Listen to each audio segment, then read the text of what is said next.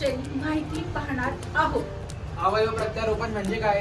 अवयव प्रत्यारोपण म्हणजे आपल्या शरीरातला एखादा अवयव दुसऱ्याला दान करणे म्हणजेच अवयव प्रत्यारोपण होय. कोणकोणते अवयव दान करता येतात?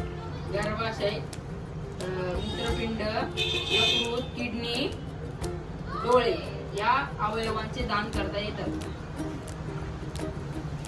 मॅडम छोटे मुलं सुद्धा अवयव दान करू शकतात का? हो, छोटी मुलं सुद्धा अवयव दान करू शकतात, परंतु त्यांनी आपल्या पालकांची संमती घ्यायला हवी.